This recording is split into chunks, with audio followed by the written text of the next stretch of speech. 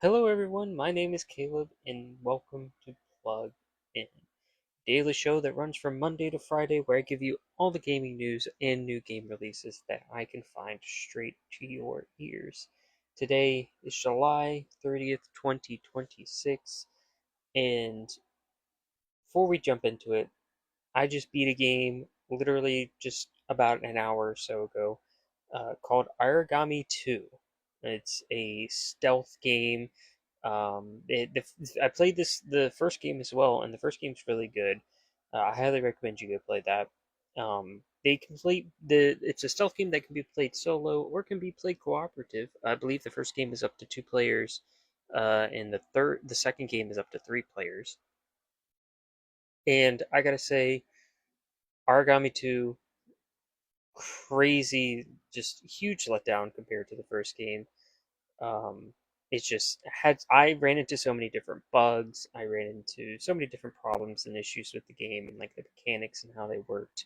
I like the movement and the stealth, but I think overall, including like the story and everything, just didn't really hit for me. And I think personally, the first one is better by a long shot. But um, yeah, I highly recommend if you like good stealth games, go check out Origami. And if you want, you can play Origami too if you want. There are people that do love it, and maybe I'm just in the minority here. I don't know. But anyways, I just wanted to talk a little bit about Origami too. But let's go ahead and jump right into the news.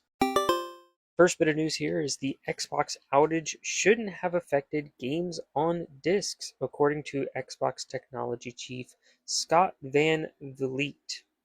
There was a recent Xbox outage that blocks players from using disc games. This outage also prevented players from playing their digital games and launching apps and so on because the entire service was down. There was no way to connect to the Xbox servers whatsoever. And yeah, this was a huge problem where a lot of Xbox players were unable to actually use their physical games, and it was a huge problem, causing a lot of backlash. But the Xbox technology chief Scott Van Vliet made a statement, kind of addressing the situation, saying, "quote We're looking into reports that some players were unable to access games using discs as expected during the service interruption. Disk-based entitlement checks should not prevent players from accessing their games, and this is by design," said Elite. Now, the problem regarding the Xbox outage has since been fixed, but this, of course, is leading to a huge concern with a lot of players, especially due to the rise in concern of uh, physical media going away. Uh, Evident by PlayStation getting rid of physical media starting January 2028. So this has been a huge talking point for the past couple of months, and the fact that these physical games were unable to be played during this outage further fueled the fires. And gladly, everything is fixed now, and hopefully, this will no longer be a problem in the future if the Xbox services were to go out again. Next story up here is Capcom corporate officer Yoshikazu Shimauchi said that the likelihood of a Pragmata sequel is high after sales exceeded the company's internal expectations. This is coming from Takashi Mochizuki over at Bloomberg. Pragmata, a new game released in April, surpassed 2.5 million copies in sales. Capcom corporate officer Yoshikazu Shimauchi said the title's momentum exceeded the company's internal expectations. Pre-release marketing and the appeal of its main character, Diana, helped drive sales of the sci-fi action-adventure game, he said. Shimauchi said the likelihood of a sequel was high, raising the prospect that Capcom could develop the title into another pillar franchise and a source of a longer-term revenue. In other news, Splatoon Raiders is currently the seventh best game of all time, according to user scores on Metacritic, sitting currently at a 9.3. The top 10 games currently right now that are the highest rated games on Metacritic, according to user scores, is number one, we have Clair Obscur Expedition 33. Next is Silent Hill 2, the original release. The Witcher 3 Wild Hunt Blood and Wine expansion. Metal Gear Solid 3 Snake Eater, the original release. Number 5 is Cory in the House for the Nintendo DS for some reason.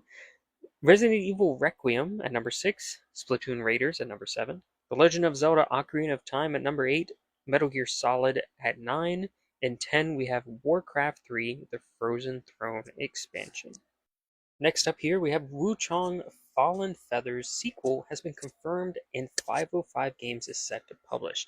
This was announced in a joint press release with 505 Games and the studio known as Indolfinity, which is a new studio that was formed by the director of the original game. After he left the original development studio, he went to form his own studio, and in a newly formed partnership with 505 Games, they are going to be developing the sequel to Wu Chang Fallen Feathers. This was a game that came out around last year, July of last year, and it was met with pretty good reviews. So there's no surprise that there's a sequel coming. There was some turmoil with, like I said, the director leaving, but now that they've got that all sorted out and they just decided to hand the sequel off to the director's new studio, I think is a right move, and I'm interested to see where things will go from here. All right, now we have some rapid fire news here. This is mainly just news of release date announcements and stuff like that, event announcements in games and stuff like that. So let's go ahead and jump right into it with the first bit being Pokemon Pokopia free update and DLC 1 Bubbly Basin launches August 5th, and the next DLC introduces accessories. Also, for Pokemon Pokopia fans, there's an event called Fetching Scales for Feebas will run from August 15th to August 28th. Lost and Found, This Bed We Made Story launches August 5th on Steam. Finding Polka launches August 12th on Steam. Fuga Melodies of Steel is now available on mobile with a 20% off until August 3rd. Arcade Archives TX1 launches July 30th on Xbox Series, PS4, 5, and Nintendo Switch 1 and 2. Console Archives Doraemon launches July 30th on PS5 and Switch 2. Platonic Space launches August 14th on PC. Dungeon Antiqua 2 is coming to Xbox Series, PS5, and Nintendo Switch on August 20th. It's already on PC. Spirit's Dead launches August 6th on PC. Croc 2 Kingdom of the Gobos announced for Xbox Series, PS4, 5, Nintendo Switch, and PC. Stupid Never Dies launches October 21st on PS5 and PC. And Thimbleweed Park 2 has been announced for PC and launches in 2028. Alright, so what games are out today? Well, first off, we have Xenoblade Chronicles 2 is out for the Switch 2. The Switch 2 edition of the game is out now. Kusan City of Wolves is out for PS5, Switch, PC, and Xbox Series. Blue Reflection Quartet is out for PC, Switch 2, PS5, and Switch. Dragon Ball Sparking Zero Super Limit Breaking Neo DLC is out for Switch, PS5, Switch 2, PC, and Xbox Series. Truxton Extreme is out for PC, Xbox Series, PS5, and Switch 2. Void Train is out for PS5. Leafy Corner is out for Switch, PC, PS5, Xbox One, and Xbox Series. Constant is out for Switch 2. Shard Squad is out for PC, PS5, Switch, Xbox One, Switch 2, PS4, and Xbox Series. Coldcept The First Saturn Tribute is out for PC. Signy and Mino Against All Gods is out for PC. Sonara The Sacrament is out for PC. Turnip Mountain is out for Xbox Series, Xbox One, PC, PS5, PS4, and Switch. Midnight Moments is out for PC. Retrace the Light is out for Xbox Series. Ira is out for Switch 2. Volcano Princess is out for Switch, iOS, PlayStation 5, and Android. Machine Party is out for PC. Jurassic World Evolution 2 is out for Switch 2. Dungeon Antiqua is out for PS5, Xbox Series, and Switch. Neko Odyssey is out for Switch. Kinky Spiritual Affairs Bureau is out for Switch 2. And Verho Curse of Faces is out for Xbox Series X, PlayStation 5, and Switch. Well, that's episode 2 in the books. Man, we're already on episode 2. Time sure does fly. But anyways, I hope you all are having a great time playing games out there and having fun. Um, you know, like I said, I just beat Origami 2. I don't know what my next game's going to be. I've been playing a little bit of Splatoon Raiders and have been enjoying that. But a friend of mine, he bought Road to Empress recently and has been talking to me about wanting to kind of like do like a co-op kind of play together. Essentially, we'll both kind of sit down and make the decisions cooperatively on what we want to do. We're thinking about doing that, so we'll see where things go with that. But anyways, that's it from me for today. Hope you all had a great time.